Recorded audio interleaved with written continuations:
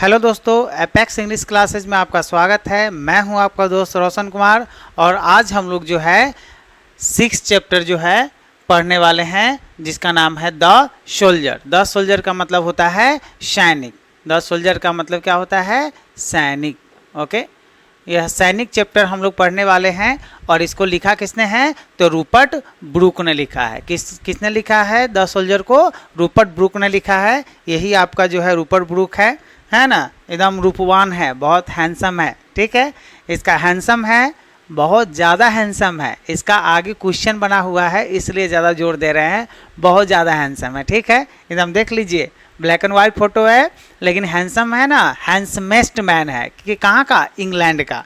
ठीक है, तो और यह जो वीडियो है रोज़ आपको जो है इंग्लिश हिंदी का वीडियो जो है शाम को 7 बजे आपका यूट्यूब पे अपलोड हो जाएगा, आप वहाँ से देख सकते हैं।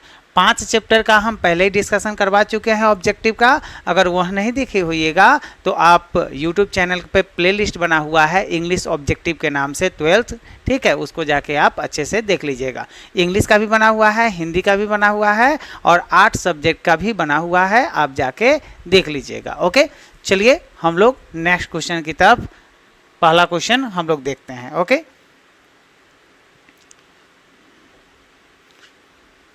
ठीक है,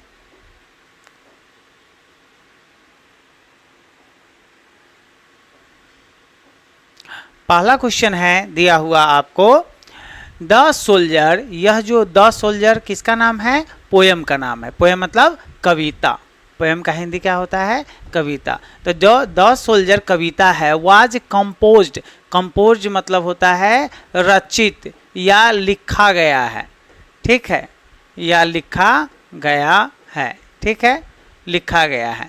तो द सोल्जर जो कविता है वो लिखा गया है बाय, और बाय का हिंदी होता है द्वारा या के द्वारा, कहिए के द्वारा। द सोल्जर कविता जो है वाज कंपोज्ड बाय, किसके द्वारा लिखा गया है? तो यह लिखा गया है आपको रूपर्ट ब्रूक के द्वारा। किसके द्वारा लिखा गया है? रूपर्ट ब्रूक के द्वारा लिखा गया है। द सोल्जर किसके द्वारा लिखा गया है? Rupert Brooke. इनके नाम में ही छुपा हुआ है क्या?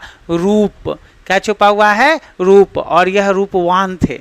क्या थे? रूपवान थे। मतलब इनका चेहरा जो है, मतलब इनका पर्सनालिटी बहुत ज़्यादा हैंडसम थे, बहुत एकदम स्मार्ट थे। ठीक है, तो इसका क्वेश्चन भी बना हुआ है, आगे हम लोग पढ़ेंगे। ठीक है, तो the soldier was composed by Rupert Brooke. The soldier जो है यह किसके द्वारा लिखा गया है?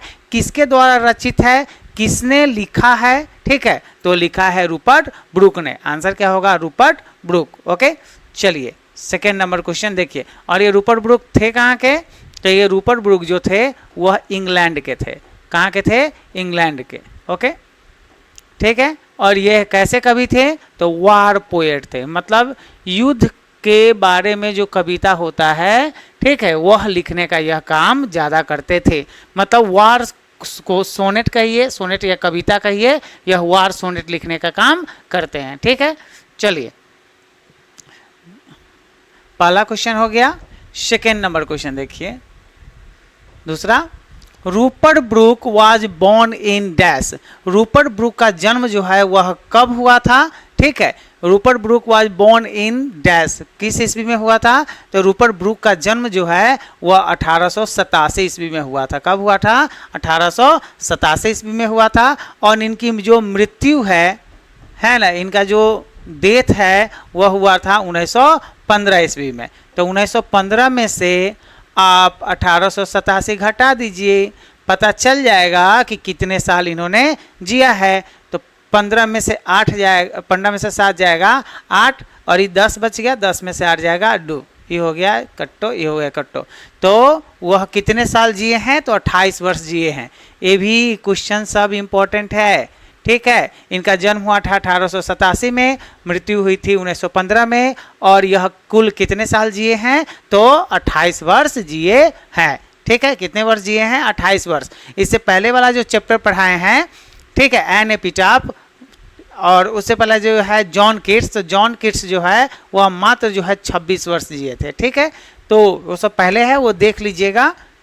चलिए, तो इसका आंसर क्या हो जाएगा? 1887। क्या पूछ रहा है? बॉर्न। बॉर्न मतलब जन्म कब हुआ था इनका, तो जन्म हुआ था 1887 ईस्वी में। अब मृत्यु कब हुई थी? 1915 ईस्वी में। ठीक है, चलिए थर्ड नंबर क्वेश्चन देखिए। Rupert Brooke was died in. Rupert Brooke जो है मरे थे, इनकी मृत्यु हुई थी। रूपर्ट ब्रूक की मृत्यु हुई थी। रूपर्ट ब्रूक की मृत्यु कब हुई थी?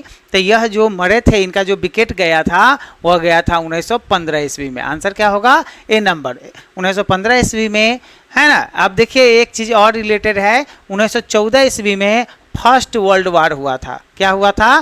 First world war. First world war मतलब प्रथम विश्व युद्ध। क्या हुआ था? प्रथम विश्व युद्ध। ठीक है, प्रथम विश्व युद्ध हुआ था 1914 ईस्वी में। क्या हुआ था? 1914 ईस्वी में प्रथम विश्व युद्ध हुआ था, और 1915 ईस्वी में जो है 1 साल बाद यह मर गए। क्या?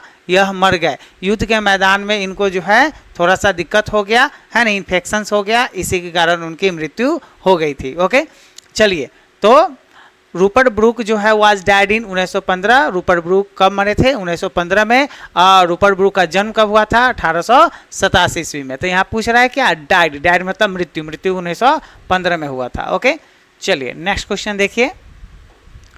4 नंबर क्वेश्चन देखिए।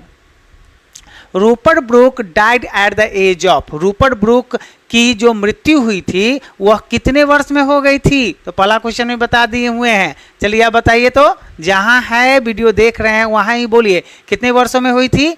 ऑप्शन आपके सामने है। तो हुई थी आपको 28 वर्ष की अवस्था में इनकी क्या हो गई थी? मृत्यु हो गई थी, और यह सेप्टिसेमिया के कारण यह मर गए थे। ठीक है, आगे क्वेश्चन आएगा कि क्यों मृत्यु इनकी हुई थी, तो उस पर ज़्यादा डिस्कशन हम करेंगे। बस इतना ही याद रखिए, इनका जन्म 1887 में और मृत्यु 1915 में। कुल मिलाकर यह कितने वर्ष जिए? तो 28 वर्ष यह जिए थे। कितने वर्ष जिए थे?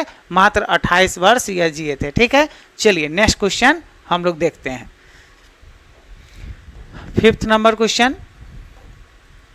W.B. Yeats। W.B. Yeats एक कवि है। एक क्या है? पोएट है। W.B. Yeats क्या है? एक पोएट है।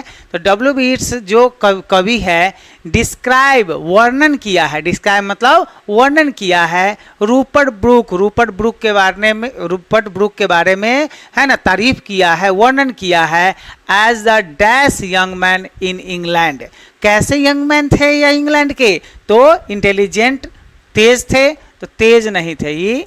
ठीक है, ये आंसर नहीं होगा। लर्न, विद्वान थे, तो विद्वान भी नहीं थे इन्होंने, है ना। सिंबॉलिक, है ना, सिंबॉलिक इनका रोल था, है ना, ये भी नहीं था। तो ये क्या थे? हैंडसमेस्ट यंग मैन ऑफ इंग्लैंड। ठीक है, हैंडसमेस्ट यंग मैन ऑफ इंग्लैंड।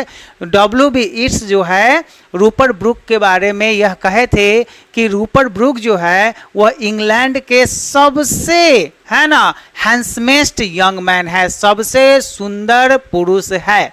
सबसे सुंदर पुरुष कौन है?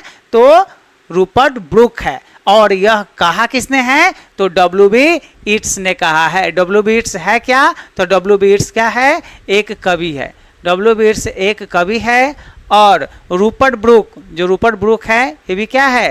ये भी एक क्या है? कवि है ना। रूपर्ट ब्रूक को W.B. Yeats ने कहा है कि आप जो है इंग्लैंड के सबसे क्या है? हैंडसमेस्ट यंग मैन है, सबसे खूबसूरत, सबसे नौजवान, सबसे स्मार्ट आप पुरुष है। ठीक है, किसने कहा है? तो यह कहा है W.B. Yeats ने कहा है। और किसको कहा है? तो रूपर्ट ब्रूक को कहा है। ठीक है, चलिए नेक्स्ट क्वेश्चन देखिए।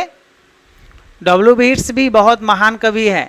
ठीक है, चलिए आप देखिए द पोएम, यह जो कविता है, यहाँ पे ई यहाँ पर आता, ई नहीं होगा, ई यहाँ पे होगा। ठीक है, the poem the soldier gives a strong sense of dash. ठीक है, यह जो कविता है द सोल्जर, यह किस बारे में हमें बताता है? तो यह बताता है देशभक्ति के बारे में बताता है। द सोल्जर, सोल्जर क्या करता है? देश के लिए मर मिटने के लिए तैयार रहता है। तो यह किसके लिए बताएगा? यह पोएम किसके लिए है? तो यह पैट्रोटिज्म पोएम है। पैट्रोटिज्म मतलब होता है देशभक्ति पूर्ण कविता है। इसमें देशभक्ति कूट कूट कर भरा हुआ है, यह देश के लिए अपनी जान गंवा देते हैं। कौन? Rupert Brooke. द सोल्जर कविता किसने लिखा है? रूपर्ट ब्रूक ने लिखा है। और रूपर्ट ब्रूक जो है यह अपने देश के लिए अपनी जान की कुर्बानी दे देते हैं। ठीक है, तो यह देशभक्तिपूर्ण कविता किसने लिखा है? रूपर्ट ब्रूक ने। और देशभक्तिपूर्ण जो कविता है उसका नाम क्या है? द सोल्जर, सैनिक। ओके, और यह किस चीज का सेंस देता है? तो पैट्रियोटिज्म का देता है। आंसर क्या होगा? B number, patriotism. पैट्रियोटिज्म मतलब होता है देशभक्तिपूर्ण यह कविता है, और उसी का यह क्या करता है? सेंस देता है। ओके, समझ में आ रहा है? अगर कोई दिक्कत हो, परेशानी हो तो आप हमें कमेंट करके जरूर बताइएगा। ठीक है, चलिए नेक्स्ट क्वेश्चन हम लोग देखते हैं। 7 नंबर क्वेश्चन देखते हैं। ओके, 7 नंबर क्वेश्चन देखिए। Rupert Brooke was died because of.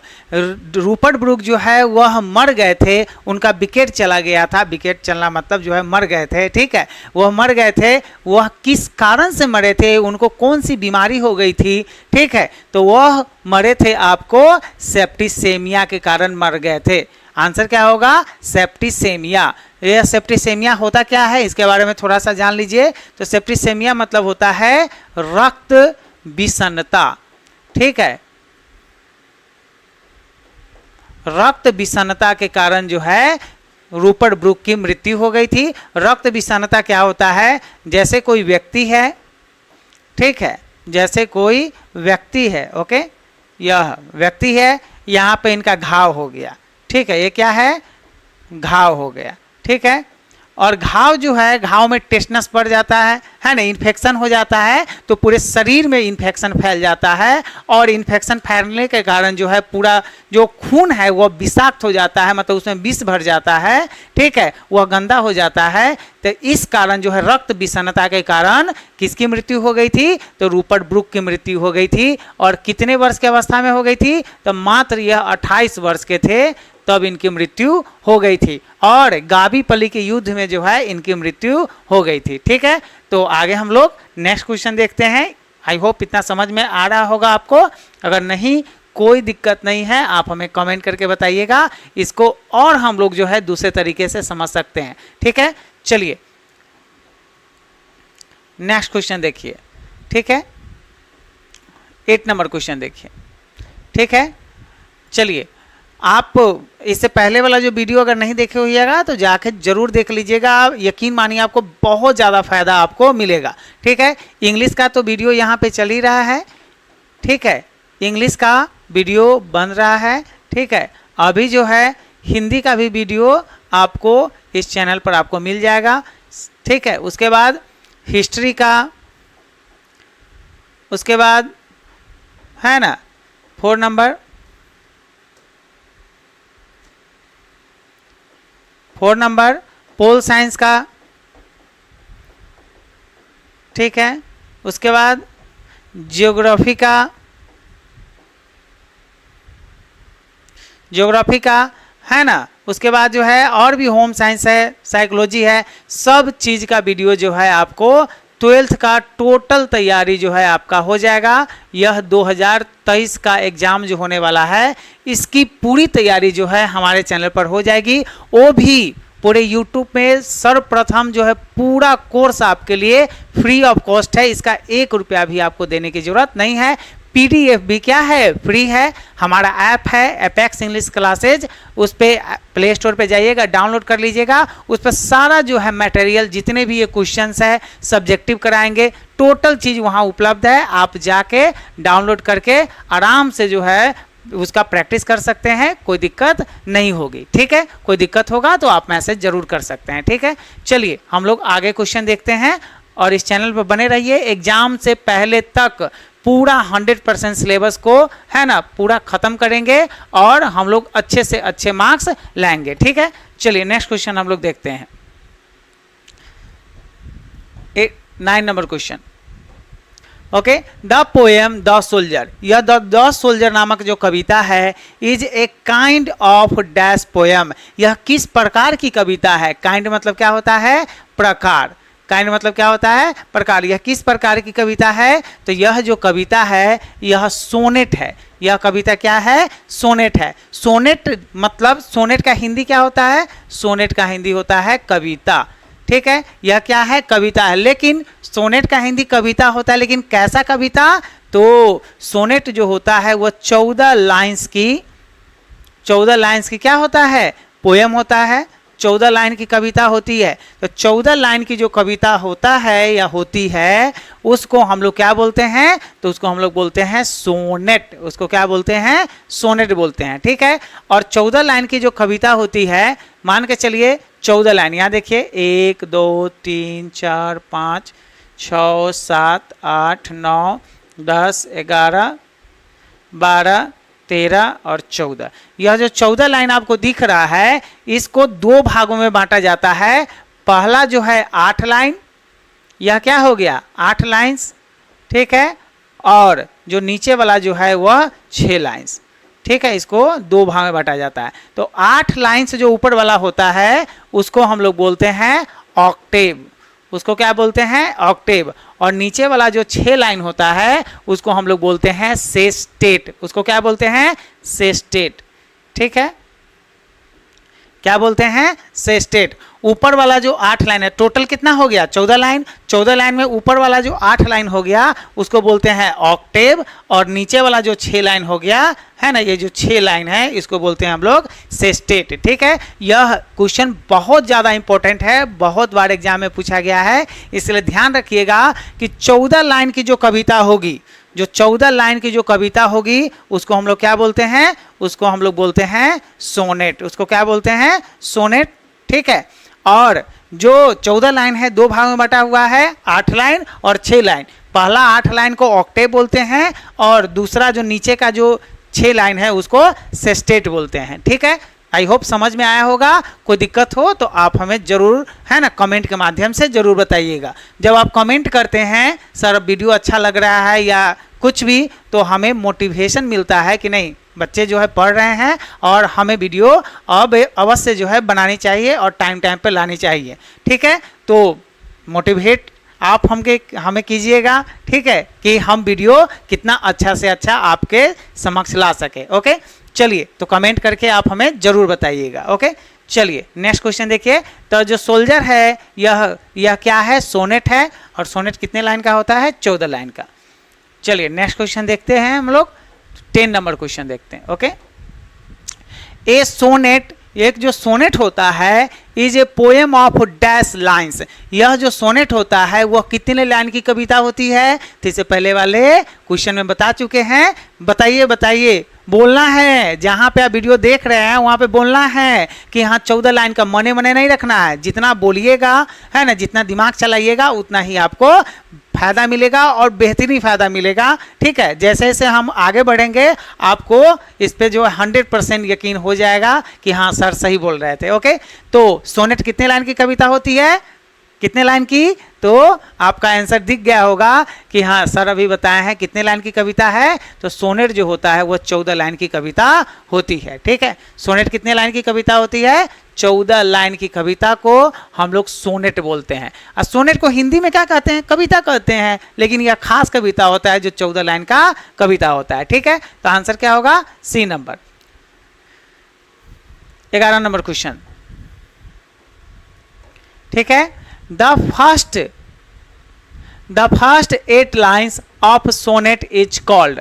Sonnet का जो पहला 8 लाइन होता है, ऊपर से 1 2 3 4 5 6 7 8, तो ऊपर से जो 8 लाइन होता है उसको हम लोग बोलते हैं, क्या बोलते हैं, बताए हैं, बोलिए बोलिए क्या बोलते हैं। तो इसमें आपको आंसर दिख रहा होगा एकदम, बोलिए ABCD। सेस्टेट बोलते हैं, ऑक्टेव बोलते हैं, पेंटा सेट बोलते हैं, हेक्सा सेट बोलते हैं। तो क्या बोलते हैं बताइए, बोलते हैं हम लोग क्या, ऑक्टेव। ऑक्टेव होता है जो 8 लाइन होता है, 8 लाइन, 8 लाइन जो ऊपर से होता है ना, 1 2 3 4 5 6 7 8 9 10 11 12 13 और 14, ऊपर का जो यह 8 लाइन आपको दिख रहा है यही क्या है, यह ऑक्टेव है। और नीचे का जो 6 लाइन दिख रहा है यह क्या है, सेस्टेट है। समझ में आया, ठीक है। चलिए हम लोग नेक्स्ट क्वेश्चन देखते हैं। ओके, इसका आंसर क्या होगा? The first 8 line of the sonnet is called octave. क्या होगा? ऑक्टेव। चलिए नेक्स्ट क्वेश्चन हम लोग देखते हैं।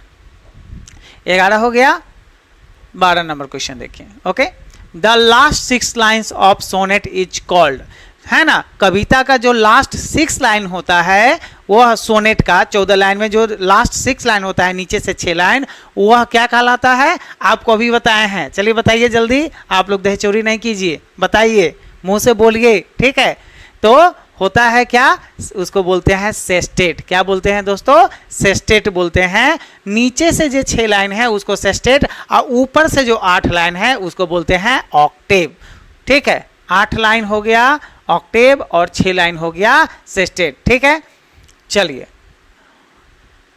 13 नंबर क्वेश्चन हम लोग देखते हैं। Okay, if I should die, अगर मैं मर जाऊं, है ना, कवि बोल रहा है। यह कवि जो है, यह कविता में, कवि का नाम क्या है? Rupert Brooke. क्या नाम है? Rupert Brooke. यह जो कवि है रूपर्ट ब्रूक, यह कह रहे हैं क्या? इफ आई शुड डाई, अगर मैं मर जाऊं, है ना, मैं युद्ध लड़ने के लिए जा रहा हूं, अगर मैं मर जाऊं, लौट के नहीं आऊं, तो थिंक ओनली दिस ऑफ मी, तो मेरे बारे में बस इतना ही सोचना। क्या सोचना? डैट की there some corner of a dash field is forever England, यह जो जिस धरती पे मैं मरूंगा, जहां पे मैं दफनाया जाऊंगा, है ना, जहां पे मेरी लाश जो है नीचे गाड़ी जाएगी, नीचे दफनाई जाएगी, वह धरती, वह जो जगह है वो हमेशा के लिए किसका हो जाएगा? इंग्लैंड का हो जाएगा। बस इतना ही समझ लेना, ठीक है। तो कहाँ का लैंड हो जाएगा? अपने देश का। अपने देश का उसका तो अपना है, ये है कि जहां मैं मरूंगा, तो मरूंगा कहाँ? जहां युद्ध लड़ने जाऊंगा। और युद्ध लड़ने कहाँ गया था? तो विदेशी धरती पर, फॉरेन लैंड। इसमें क्या भराएगा? Foreign land. फॉरेन मतलब विदेशी जो धरती है, वह विदेशी धरती जहां पे मैं दफनाया जाऊंगा, जहां पे मैं क्या करूंगा? दफनाया जाऊंगा। ठीक है, विदेशी जहां पे मैं दफनाया जाऊंगा, जहां पर मेरी लाश को जो है नीचे दबाया जाएगा, वह धरती जो है हमेशा किसका हो जाएगा? हमेशा हमेशा हमेशा के लिए इंग्लैंड का हो जाएगा। क्योंकि मैं इंग्लैंड के लिए क्या हूँ? मरा हूँ, अपने वतन के लिए जो है शहीद हो रहा हूँ। ठीक है, तो यह लाइन जो है, यह कविता द सोल्जर नामक कविता से लिया गया है। और उसमें यह जो यहाँ पे जो लाइन होगा, यहाँ पे जो वर्ड होगा, वह क्या होगा? फॉरेन होगा। फॉरेन मतलब क्या होता है? फॉरेन मतलब विदेशी धरती। और फील्ड मतलब क्या होता है? धरती। फील्ड मतलब क्या होता है? धरती। जिस विदेशी धरती पर मैं मरूंगा, वो हमेशा के लिए किसका हो जाएगा? इंग्लैंड का हो जाएगा। ठीक है, चलिए नेक्स्ट क्वेश्चन देखिए, 14 नंबर क्वेश्चन देखिए। Okay, in that rich earth a richer dust dash. ठीक है, कह रहा है उस समृद्ध धरती में, यह जो मेरा ज़्यादा समृद्ध जो खाक है, मेरा शरीर है, वह कंसील्ड हो जाएगा, वह छिप जाएगा, वह उसमें क्या होगा? मिल जाएगा। उस मिट्टी में क्या होगा? मेरा शरीर जो है मिल जाएगा। आंसर क्या होगा? कंसील्ड। ये जो है कविता का लाइन है, द सोल्जर जो कविता है, पोयम है, उसका यह लाइन है। और इसके बाद जो वर्ड होगा वह कौन होगा? कंसील्ड। कंसील मतलब होता है छिप जाना, मिल जाना, उसमें नस्ता नाबूद हो जाना, मतलब उसमें जो है पूरी तरह मिल जाना, उसको बोलते हैं कंसील्ड। ठीक है, तो उस धरती पे, उस मिट्टी में जो है मेरा शरीर क्या हो जाएगा? मिल जाएगा, खत्म हो जाएगा। ठीक है, यह कविता का लाइन है। 15 नंबर कविता देखिए, जो सॉरी क्वेश्चन। ए बॉडी, यह जो मेरा शरीर है, ऑफ इंग्लैंड्स ब्रीदिंग, है ना, डैश एयर। कह रहा है कि यह जो मेरा शरीर है, इंग्लैंड का जो शरीर है, वह ब्रीदिंग, वह क्या सांस लेता है? तो वह सांस लेता है इंग्लिश एयर सांस लेता है। इंग्लैंड की धरती पे मैंने जन्म लिया है। रूपर्ट ब्रूक कह रहे हैं, कवि कह रहा है कि इंग्लैंड की धरती पे मैंने जन्म लिया है, तो इंग्लैंड की हवा मैं सांस के रूप में लेता हूँ। ठीक है, जैसे मैं रोशन सर ठीक है, यहाँ जो सांस अभी ले रहा हूँ वह कहाँ की हवा ले रहा हूँ, अपना प्यारा भारत की हवा सांस के रूप में ले रहा हूँ। ठीक है, तो उसी प्रकार से रूपर्ट ब्रूक इंग्लैंड में जन्म लिए हैं, इंग्लैंड उनका मातृभूमि है, तो वो भी कह रहे हैं कि मैं इंग्लिश एयर मतलब इंग्लैंड का हवा सांस के रूप में मैं लेता हूँ, मेरा शरीर जो है सांस के रूप में इंग्लैंड का हवा लेता है, दूसरे देश का नहीं। तो मैं मर मिटूंगा किसके लिए, इस इंग्लैंड के लिए, मैं अपने मातृभूमि के लिए मैं मर मिटूंगा। मातृभूमि से सबको प्रेम होना चाहिए, है ना। वह हृदय नहीं वह पत्थर है जिसमें स्वदेश का प्यार नहीं, स्वदेश मतलब अपना देश। ठीक है, कविता का लाइन है। चलिए, तो आंसर क्या होगा, English.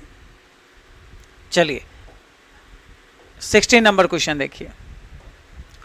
A pulse in the dash mind no less. ठीक है, यह जो मनोवेग है जो हमेशा मेरी यादों में, मेरी जो दिमाग में जो हमेशा उठता रहता है मनोवेग, वह मनोवेग जो है अंदर का वह कभी नो लेस मतलब कभी कम नहीं होने वाला है। ठीक है, तो आंसर क्या होगा, इटर्नल। इंटरनल मतलब होता है अंदर का, जो अंदर का जो मेरा मनोवेग है, जो हंसना है ना, सीखा है मैंने इंग्लैंड में अपने दोस्तों से, यहीं की धरती पे मैं पला बढ़ा है ना, यहीं की हवा और मिट्टी से मैंने जो है मेरा शरीर जो है बढ़ा है ना, यहीं की नदियों में, यहीं के जल से मैंने स्नान किया, यहाँ का पानी पिया। तो ये जो मेमोरी है यह कभी कम नहीं होने वाला है, ये चीज़ मैं कभी भूलूंगा नहीं। जिसने मुझे जो चीज़ मुझे इंग्लैंड ने दिया है उसको मैं कभी नहीं भूल सकता हूँ। मैं मातृभूमि का कर्ज जो है अपनी जान से है ना चुकाऊंगा, लेकिन मैं लड़ने जरूर जाऊंगा। प्रथम विश्व युद्ध में बोल रहा है कौन, रूपर्ट ब्रूक, और वो लड़ने जाते हैं और वहाँ पे जो है अपनी जान गंवा बैठते हैं, लेकिन एक क्षण के लिए भी उनको जो है यह मलाल नहीं है कि मेरी जान चली गई है। क्यों, क्योंकि वो अपने मातृभूमि के लिए लड़े थे। ठीक है, मातृभूमि के लिए जब भी है ना हमारा बलिदान जो है अगर मांगे तो उसमें देने में चूक नहीं होनी चाहिए।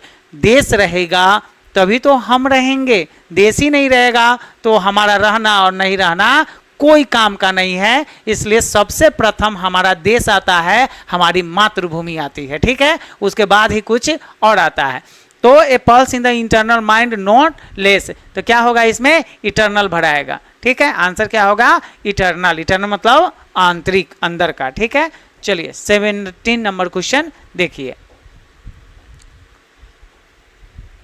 17 number, Rupert Brooke belongs to, belongs मतलब संबंध रखना, बिलोंग्स मतलब क्या होता है, संबंध रखना। यह जो रूपर्ट ब्रूक है यह किस देश से संबंध रखते थे, मतलब इनका जन्म जो है वह किस देश में हुआ था, तो उसी वक्त से हम चर्चा ले रहे हैं, देश का नाम बोल रहे हैं। ठीक है, आप बताइए। चलिए, जहाँ है जहाँ पे वीडियो देख रहे हैं आप मुंह से आवाज़ निकालिए, तब जाके जो है ज़्यादा फायदा होगा। चलिए बोलिए बोलिए। ठीक है, कौन होगा आंसर इसमें, तो आंसर क्या होगा इसमें, इंग्लैंड। जो रूपर्ट ब्रूक है वह किस देश के निवासी है, किस देश में उनका जन्म हुआ है, तो इंग्लैंड में हुआ है। कहाँ हुआ है दोस्तों, इंग्लैंड में हुआ है। ठीक है, तो Rupert Brooke belongs to England. Rupert Brooke जो है संबंध रखते हैं, इनका जन्म हुआ है, कहाँ हुआ है, इंग्लैंड में हुआ है। ठीक है, चलिए नेक्स्ट क्वेश्चन की तरफ हम लोग बढ़ते हैं। 18 नंबर क्वेश्चन हम लोग देखते हैं। ठीक है, 18 number question, the poet Rupert Brooke, यह जो कवि है रूपर्ट ब्रूक, फॉट यह लड़े, फॉट मतलब लड़ना, एज ए सोल्जर एक सैनिक के रूप में, in dash from England side, किससे लड़े थे, मतलब किस युद्ध में इन्होंने इंग्लैंड के तरफ से अपना जो है योगदान दिए थे, किसमें, लड़ाई में, तो यह दिए थे फर्स्ट वर्ल्ड वार मतलब प्रथम विश्व युद्ध में दिए थे। तो आंसर क्या होगा, वर्ल्ड वार फर्स्ट। ठीक है, प्रथम विश्व युद्ध में ये जो है ना प्रथम विश्व युद्ध, तो प्रथम विश्व युद्ध जो हुआ था कब हुआ था, 1914 में। इस 1914 में इंग्लैंड के साइड से, इंग्लैंड के तरफ से इन्होंने लड़ाई लड़ी थी और वहाँ पे उन्होंने अपनी जान गंवा बैठे। ठीक है, कोई दिक्कत नहीं है, मातृभूमि के लिए सब कुछ जो है कुर्बान। ठीक है, लेकिन मातृभूमि रहनी चाहिए। ठीक है, चलिए, तो आंसर क्या होगा, वर्ल्ड वार फर्स्ट में रूपर्ट ब्रूक जो है फॉट लड़े थे एज सोल्जर एक सैनिक के रूप में, है ना, world war first from England side, England के तरफ से लड़े थे। ठीक है, चलिए 19 नंबर क्वेश्चन देखिए। 19 नंबर क्वेश्चन है, most of the Brooke's poetry are about.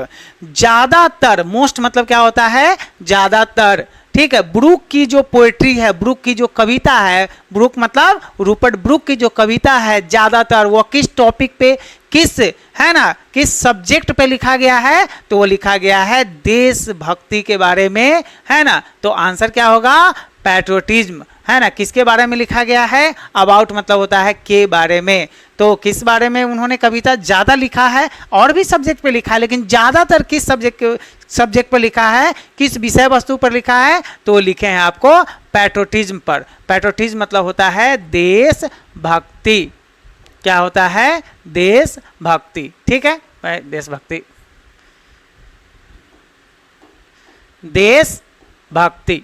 ठीक है, देशभक्ति वाला कविता इन्होंने लिखा है। किसने लिखा है, तो रूपर्ट ब्रुक ने लिखा है। द सोल्जर कैसा कविता है, तो पैट्रियोटिज्म, देशभक्ति वाला कविता है। ठीक है, इन्होंने 5 देशभक्ति कविता लिखा है। कितने पोएम्स लिखे हैं, 5 पोएम्स लिखे हैं जो देशभक्ति पर आधारित है, जिसमें से एक द सोल्जर बहुत ज्यादा फेमस कविता है। ठीक है, लिखे 5, लेकिन उनमें से फेमस कितना है, सबसे ज्यादा फेमस तो सब है, लेकिन सबसे ज्यादा फेमस कौन है, द सोल्जर। इसलिए हम अपनी पाठ्य पुस्तक में, है ना, इसको पढ़ रहे हैं। ठीक है, चलिए 20 नंबर क्वेश्चन देखिए। Sonnet is divided into 2 parts, octave and dash. ठीक है, सोनेट जो है 14 लाइन की जो कविता है, वो 2 भागों में बटा हुआ रहता है। ठीक है, 2 भागों में बटा रहता है। 14 लाइन की जो कविता है, यह 2 भाग में बटा रहता है। पहला 8 लाइन्स में और दूसरा है 6 लाइन्स में। तो ये जो 8 लाइन है, इसको हम लोग बोलते हैं ऑक्टेव, जैसा यहाँ पे लिखा हुआ है। और दूसरा जो 6 लाइन है, इसको क्या बोलते हैं, आप लोग बताइए जल्दी। हम बताए हैं इससे पहले, चर्चा लिए हैं कि आखिरी 6 लाइन्स को क्या कहते हैं, तो आखिरी 6 लाइन को बोलते हैं सेस्टेट। क्या बोलते हैं, सेस्टेट। आंसर क्या होगा, ए नंबर। आंसर क्या होगा, ए नंबर। इसको क्या बोलते हैं हम लोग, सेस्टेट बोलते हैं। ठीक है, सेस्टेट मतलब 6 लाइन, ऑक्टेव मतलब 8 लाइन, दोनों मिलाकर 14 लाइन। हो गया काम खत्म। ठीक है, हम आगे बढ़ें। कोई दिक्कत हो, परेशानी हो तो आप कमेंट जरूर कीजिएगा। Okay, 21 number, the poet called himself. जो कवि है वह खुद को बुलाते हैं, खुद को पुकारते हैं as a richer dash of England. यह खुद को क्या पुकारते हैं, तो एक खाक, एक मिट्टी जो है, लेकिन कैसा मिट्टी, एक समृद्ध मिट्टी पुकारते हैं। तो आंसर क्या होगा, डस्ट। क्या होगा, डस्ट। रूपर्ट ब्रुक जो है खुद को क्या पुकारते हैं, डस्ट पुकारते हैं कि हम खाक है, लेकिन खाक कैसा है, रिचर डस्ट, है ना। किसका, ऑफ इंग्लैंड, इंग्लैंड के एक समृद्ध मिट्टी से, है ना, एक समृद्ध मिट्टी से मैं बना हुआ हूँ। तो क्या होगा, समृद्ध। ठीक है, रिचर मतलब क्या होता है, समृद्ध। डस्ट, डस्ट मतलब खाक, धूल, कण। ठीक है, उससे मैं बना हुआ। नहीं कहते शरीर जो है खाक से बना हुआ है और खाक में ही मिल जाएगा, शरीर मिट्टी से बना हुआ है, मिट्टी में ही मिल जाएगा, सो ही चीज बोल रहा है। ठीक है, तो इंग्लैंड का यह मिट्टी से बना हुआ है और मिट्टी में ही मिल जाएगा। ठीक है, आंसर क्या होगा, डस्ट। चलिए नेक्स्ट क्वेश्चन की तरफ हम लोग बढ़ते हैं। 22 नंबर क्वेश्चन देखिए। ओके, हाउ मेनी टाइम, कितनी बार, हाउ मेनी टाइम मतलब कितनी बार, 1 2 3 4 ऐसा, कितनी बार। द पोएट जो कवि है रूपर्ट ब्रुक यूज्ड इस्तेमाल किए हैं, उपयोग किए हैं, कथी का उपयोग किए हैं, इंग्लैंड वर्ड का इस्तेमाल किए हैं। ये जो 14 लाइन की कविता है, ये पूरी कविता में इंग्लैंड शब्द का इस्तेमाल, इंग्लैंड शब्द का इस्तेमाल, इंग्लैंड वर्ड का इस्तेमाल रूपर्ट ब्रुक कितनी बार किए हैं इन the poem the soldier. Soldier में कितनी बार इंग्लैंड इंग्लैंड इंग्लैंड इंग्लैंड की चर्चा हुई है, तो आपको यह जानकर हैरानी होगी कि 4 बार, कितनी बार दोस्तों, 4 बार जो है इंग्लैंड शब्द का इस्तेमाल किए हैं, इंग्लैंड वर्ड का इस्तेमाल किए हैं रूपर्ट ब्रुक। ठीक है, 4 बार कम नहीं होते हैं, बहुत ज़्यादा होते हैं। 4 बार एक ही शब्द का इस्तेमाल कर रहे हैं, वो भी एक ही देश का, अपने मातृभूमि का। इससे पता लगा सकते हैं कि भाई जो है रूपर्ट ब्रूक जो है कितना ज़्यादा देशभक्ति है ना, देशभक्ति उनके अंदर था, देशभक्त थे रूपर्ट ब्रूक। इससे मालूम चलता है अपने देशभक्ति का वह इस बात से सबूत दे दिए, उनको लड़ने नहीं आता था, फिर भी वह अपने देश के लिए लड़ने गए थे। ठीक है, चलिए, ये होता है देशभक्ति। तो देशभक्ति जो है हम लोगों को अपने मातृभूमि से हमेशा रखना चाहिए।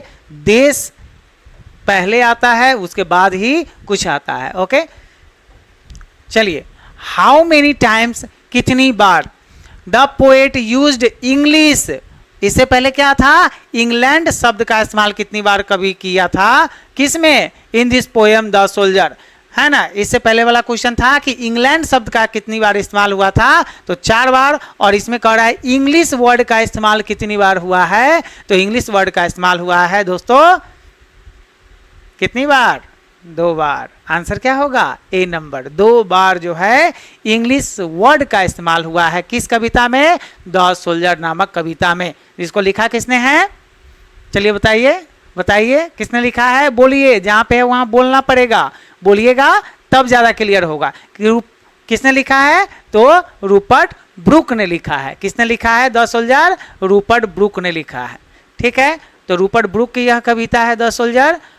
ठीक है, रूपर्ट ब्रूक ने लिखा है। ओके, आगे बढ़ते हैं हम लोग, नेक्स्ट क्वेश्चन। ठीक है, कोई दिक्कत हो, परेशानी हो तो आप कमेंट जरूर कीजिएगा। ओके, चलिए हम लोग आगे देखते हैं। 24 नंबर क्वेश्चन देखिए, the poet addresses dash in the poem, कविता में जो है कवि जो रूपर्ट ब्रूक है वह किसको संबोधित कर रहे हैं, वह किसके बारे में बात कर रहे हैं, तो यह बारे में बात कर रहे हैं। अच्छा, युद्ध में किसके बारे में बात होगा, द सोल्जर, कविता का ही नाम से क्लियर है कि इंग्लैंड के सैनिकों के बारे में वह बात कर रहे हैं। ठीक है, तो सोल्जर्स ऑफ इंग्लैंड, इंग्लैंड के जो सैनिक लोग हैं, है ना, सोल्जर्स ऑफ इंग्लैंड मतलब होगा इंग्लैंड के जो सैनिक है, इंग्लैंड के जो सैनिक है, इसके बारे में रूपर्ट ब्रूक क्या कर रहे हैं, चर्चा कर रहे हैं। इंग्लैंड के सैनिकों के बारे में यह चर्चा कर रहे हैं। ठीक है, इंग्लैंड के सैनिकों के बारे में चर्चा कर रहे हैं, किस कविता में, द सोल्जर नामक कविता में। तो एड्रेसेस मतलब होता है संबोधन करना या संबोधित करना। तो किसका संबोधन हो रहा है इसमें, तो हो रहा है इंग्लैंड के सैनिकों का संबोधन हो रहा है। तो आंसर क्या होगा, सी नंबर आंसर होगा। ठीक है, चलिए हम लोग आगे क्वेश्चन की तरफ बढ़ते हैं। 25 नंबर क्वेश्चन देखिए, the poet does not afraid, afraid मतलब होता है डरना, अफ्रेड मतलब डरना, ऑफ डज नॉट मतलब नहीं, नहीं डरते हैं। किससे नहीं डरते हैं, तो सैनिक जो है वह मौत से डरता नहीं है। तो मौत किस में होगा, तो मौत है या, डेथ मतलब मृत्यु या मौत। तो कवि जो है मौत से नहीं डरते हैं। कौन, तो रूपर्ट ब्रूक जो है युद्ध में जाने से, मौत से उनको कोई भय लगता नहीं है। और आंसर क्या होगा, डेथ, लाइफ मतलब जीवन से नहीं डरते हैं, ट्रोल्स मतलब आत्मा से नहीं डरते हैं, टाइगर मतलब बाघ से नहीं डरते हैं। ठीक है, तो यह क्या चीज से नहीं डरते हैं, ये लाइफ, ट्रोल्स, टाइगर, ये सब से नहीं, यह डेथ से नहीं डरते हैं। ठीक है, डेथ से नहीं डरते हैं। इस कविता में क्या लिखा हुआ है कि कभी अपनी मृत्यु हो जाने पर भी वो डरते नहीं है। ठीक है, और वो बोलते हैं, if I should die think only this of me, that foreign field is forever England. वह फॉरेन फील्ड जो है वह, that corner of a foreign field is forever England, वह जो जिस धरती पे मैं दफनाया जाऊंगा, है ना, जिस धरती पे मुझे, है ना, अंतिम संस्कार किया जाएगा, वह धरती, वह जमीन, वह कोना जो है हमेशा के लिए किसका हो जाएगा, अपने देश का हो जाएगा, इंग्लैंड का हो जाएगा। ठीक है, खुशी मनाना, दुखी नहीं होना है। तो रूपर्ट ब्रूक यहाँ डेथ से नहीं डरते हैं, मृत्यु से नहीं डरते हैं। जो वीर होते हैं वह मृत्यु से कदापि नहीं डरते हैं। ठीक है, चलिए नेक्स्ट क्वेश्चन देखिए, 26 number, the poet in the soldier is depicting the miseries of dash. कह रहा है इस कविता में, द सोल्जर नामक जो कविता है, इसमें जो भयावह स्थिति वो है ना युद्ध में उत्पन्न होती है, उस युद्ध में उत्पन्न भयावह स्थिति को इस द सोल्जर नामक कविता में क्या कर रहे हैं, रूपर्ट ब्रूक व्याख्या कर रहे हैं। ठीक है, क्या कर रहे हैं, उसकी चर्चा कर रहे हैं। तो किसकी चर्चा कर रहे हैं, वार की चर्चा कर रहे हैं, मिजरीज ऑफ वार। ठीक है, युद्ध में जो क्षति होती है, जो नुकसान होता है, जो तकलीफ होता है ना, जो लोग मरते हैं, उसके बारे में डिपिक्ट कर रहे हैं, उसके बारे में चर्चा कर रहे हैं। कौन कर रहे हैं, रूपर्ट ब्रूक कर रहे हैं। किस कविता में, तो द सोल्जर नामक कविता में। यही द सोल्जर नामक कविता में रूपर्ट ब्रूक है ना मिजरीज वार के है ना जो बैड इफेक्ट होता है, बुरा परिणाम होता है, उसके बारे में चर्चा कर रहे हैं। तो आंसर क्या होगा, वार। ओके, 27 नंबर क्वेश्चन देखिए। Okay, the line in hearts at peace under an English heaven is taken from. यह जो लाइन है यह किस कविता से लिया गया है, इस लाइन का मतलब क्या होता है तो हम बता दे रहे हैं। ठीक है, in hearts at peace under an English heaven, इस इंग्लिश हेवन मतलब जो इंग्लैंड का स्वर्ग है, इसमें जो मेरा आत्मा है, मेरा जो दिमाग है, मेरा मन है, वह बहुत शांत रहेगा। ठीक है, इसका इस लाइन का जो है मतलब है। तो यह किस कविता से लिया गया है, तो कविता का नाम है द सोल्जर। किस कविता से लिया गया है, द सोल्जर नामक कविता से लिया गया है। जिसको लिखा किसने है, तो जिसको लिखा है रूपर्ट ब्रूक ने लिखा है। किसने लिखा है, रूपर्ट ब्रूक ने लिखा है। ठीक है, चलिए 28 नंबर क्वेश्चन देखिए। Her sights and sounds dream happy her as her day is taken from. यह जो लाइन है यह किस कविता से लिया गया है, तो आपको पता ही है ये जितने भी लाइंस होंगे वो किस कविता से है, तो यह द सोल्जर नामक कविता से है। आंसर क्या होगा, डी नंबर। इस लाइन का मतलब हम समझते हैं, हर साइड्स उसने अपना, उसने मतलब किसने, इंग्लैंड ने अपनी जो दृश्य है, अपनी जो देश है वो मुझे देखने के लिए दिया है। मुझे देखने के लिए, रोशन सर को देखने के लिए नहीं, किसको, रूपर्ट ब्रूक कह रहा है अपने बारे में, मुझे देखने के लिए दिया है। एंड साउंड्स, और जो बोली मेरा है वह इंग्लैंड का ही देन है। ड्रीम्स हैप्पी हर्स डे, और रोज रोज जो मैं नए नए सपने देखता हूँ वह कहाँ पे और किस देश में रहकर देखता हूँ, तो इंग्लैंड ने। तो सपने भी मुझे किसने दिया है, इंग्लैंड ने दिया है। यह जो लाइन है इस टेकन फ्रॉम से लिया गया है। टेकन मतलब लिया गया है, फ्रॉम मतलब से लिया गया है। किस कविता से लिया गया है, तो द सोल्जर नामक कविता से लिया गया है। आंसर क्या होगा, द सोल्जर। ठीक है, चलिए नेक्स्ट क्वेश्चन हम लोग देखते हैं। 29 नंबर क्वेश्चन देखिए। The soldier in the poem is and dash.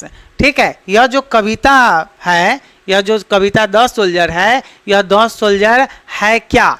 ठीक है, यह द सोल्जर जो है कहाँ का सोल्जर है, तो यह सोल्जर कहाँ का सोल्जर है, तो यह सोल्जर इंग्लिश सोल्जर है। इंग्लिश सोल्जर कहते किसको है, जो इंग्लैंड का जो सोल्जर होता है उसको इंग्लिश सोल्जर कहते हैं। और मान के चले अपने इंडिया का जो सोल्जर होगा, जो सैनिक होगा, उसको हम लोग क्या बोलेंगे, इंडियन सोल्जर। इंडियन सोल्जर, ठीक है, इंडियन सोल्जर। और जो इंग्लैंड के जो सोल्जर होंगे उसको बोलते हैं इंग्लिश सोल्जर। इंग्लैंड के सोल्जर को क्या बोलेंगे, इंग्लिश सोल्जर। तो आंसर क्या होगा, C number. The soldier in the poem है ना is an English, an English क्या होगा यहाँ पे, इंग्लिश। इंग्लिश मतलब इंग्लैंड के वासी थे। ठीक है, चलिए रूपर्ट ब्रूक कहाँ के थे, इंग्लैंड के थे। ओके, चलिए नेक्स्ट क्वेश्चन की तरफ हम लोग बढ़ते हैं। 30 नंबर क्वेश्चन देखिए। Rupert Brooke's father, Rupert Brooke के जो पिताजी थे, उनके परम पूजनीय पिताजी वाज अ हाउस मास्टर। वह मतलब हाउस की रखवाली करने वाले थे। किस स्कूल में, तो एट डैश स्कूल, तो एट रग्बी स्कूल। ठीक है, किस स्कूल के हाउस मास्टर थे, तो रग्बी स्कूल के इनके पिताजी क्या थे, हाउस मास्टर थे। हाउस मास्टर मतलब होता है जो स्कूल में जो हॉस्टल्स होते हैं, घर होते हैं, है ना, उसकी देखभाल करने वाले ये थे। कौन, रूपर्ट ब्रूक के पप्पा जी, पिताजी, ठीक है, बाबूजी, ठीक है, जो कहिए। चलिए 31 नंबर क्वेश्चन देखिए।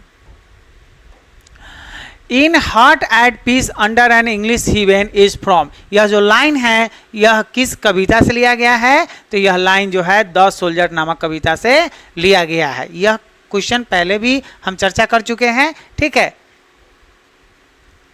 चलिए 32 नंबर क्वेश्चन देखिए। ओके, द स्पीकर, स्पीकर मतलब कौन? पोएट, कौन? Poet. In the poem is a dash, जो इस कविता में, द सोल्जर नामक कविता में जो कवि है, जो स्पीकर है, जो वक्ता है, वह क्या है? तो वह क्या है? तो वह एक सोल्जर है, एक सैनिक है। तो आंसर क्या होगा? Is a soldier. आंसर क्या होगा? सोल्जर, सैनिक है। क्या है? तो सैनिक है। ओके, सैनिक। Okay, the speaker in the poem is a soldier, ठीक है, सोल्जर है। सोल्जर मतलब सैनिक है। 33 नंबर, ठीक है, 33 नंबर क्वेश्चन देखिए। अकॉर्डिंग टू द सोल्जर, ठीक है, द सोल्जर नामक जो कविता है उसके अनुसार, अकॉर्डिंग टू मतलब होता है के अनुसार। अकॉर्डिंग टू मतलब क्या होता है दोस्तों? के अनुसार, ठीक है। तो अकॉर्डिंग टू, के अनुसार, द सोल्जर के अनुसार, England has given her native flowers, England ने उसे जो है अपना नेटिव फ्लावर्स दिया है। फ्लावर्स जो है, फूल जो है, वो किस लिए दिया है? तो टू लव, प्यार करने के लिए दिया है, ठीक है। नेटिव फ्लावर्स टू लव, जो है इंग्लैंड जो है अपना जो फूल है वह किस लिए दिया है कवि को? तो प्यार करने के लिए दिया है। तो क्या होगा आंसर? टू लव, प्यार करने के लिए। ओके, चलिए नेक्स्ट क्वेश्चन देखिए। हम लोग नेक्स्ट क्वेश्चन की तरफ बढ़ते हैं। ये सब लास्ट क्वेश्चन शायद है, लास्ट क्वेश्चन था, ठीक है। लास्ट क्वेश्चन है, पीडीएफ इसका जो है, जितने भी वीडियो यहाँ पे है सब का पीडीएफ बिल्कुल फ्री में अवेलेबल है, ठीक है। आप जो है हमारा एक मोबाइल ऐप है, एप्लीकेशन, जिसका नाम है एपेक्स इंग्लिश क्लासेज। क्या नाम है? Apex English classes. उसको आप क्या कीजिएगा? प्ले स्टोर से डाउनलोड कर लीजिएगा, ठीक है। 1 से 2 दिन में यह एप्लीकेशन आ जाएगा, है ना। यह डाउनलोड कर लीजिएगा और यहाँ पे जितना भी पीडीएफ है आपको बिल्कुल, ठीक है, बिल्कुल जो है वह फ्री में मिल जाएगा। बिल्कुल क्या मिलेगा? फ्री। इसके लिए आपको 1 रुपये भी खर्च करने की ज़रूरत नहीं है। बस आप क्या कीजिए? अच्छे से तैयारी कीजिए और जितनी मेहनत हम करते हैं उतनी मेहनत आप भी कीजिए। आप भी जो है ना, खूब पढ़िए और अच्छा मार्क्स लाइए, ठीक है। तो मिलते हैं नेक्स्ट वीडियो में, तब तक के लिए जय हिंद, जय भारत।